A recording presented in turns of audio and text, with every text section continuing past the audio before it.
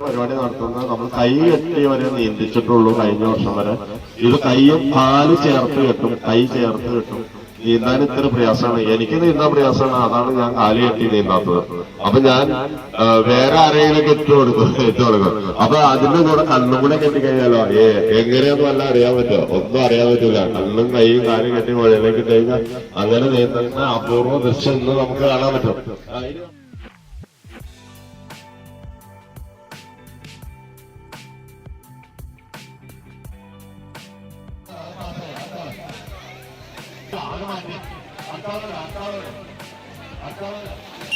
ആ മറ്റേ പാസ്സായി അടുത്ത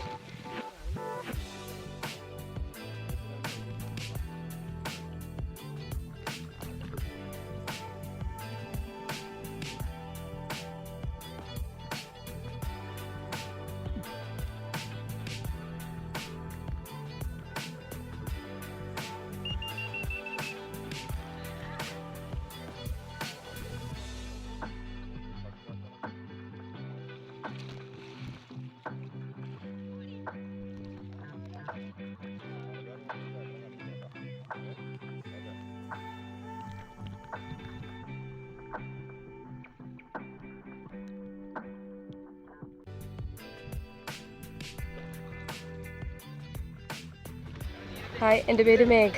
ഞാൻ രാജീവ് ഹോസ്പിറ്റലിൽ വർക്ക് ചെയ്യുന്നത്. ഞാനിപ്പോൾ ആലുവ മണപ്പുറം ദേശം കടവിൽ നീന്തൽ പഠിക്കാൻ വരാണ്. സജി സാറാണ് ഞങ്ങളെ പഠിപ്പിക്കുന്നത്. നമ്മളിവിടെ കുറേ ലേഡീസും കിഡ്സും അതേപോലെ എല്ലാവരും ഉണ്ട്. നമുക്ക് വളരെ സേഫായിട്ടും സെക്യൂറായിട്ടും വളരെ നന്നായിട്ട് നീന്തൽ പഠിക്കാൻ പറ്റും. എനിക്ക് ഭയങ്കര പേടിയായിരുന്നു വെള്ളത്തിൽ ഇറങ്ങാനായിട്ട്.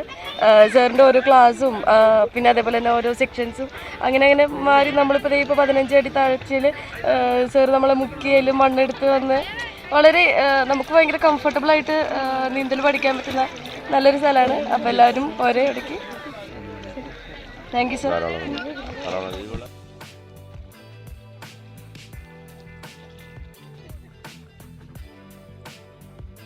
ഹായ്, ഞങ്ങൾ എല്ലാവരും സജി സാറിൻ്റെ കീഴിൽ നീന്തൽ പഠിച്ച് ഇപ്പോൾ 2 മാസം അതിലൊക്കെ മുകളിലായിട്ട് പഠിച്ച് നല്ല സിസ്റ്റമാറ്റിക് ആയിട്ടുള്ള രീതിയിൽ ഇവിടെ നീന്തൽ പഠിപ്പിക്കുന്നുണ്ട്, എല്ലാ സുരക്ഷയോടും കൂടിയിട്ട്. മറ്റന്നാൾ മെയ് 4-ാം തീയതി ശനിയാഴ്ച രാവിലെ ഞങ്ങളെല്ലാവരും ആലുവ പുഴ പെരിയാർ ക്രോസ് ചെയ്യാൻ പോവാണ്.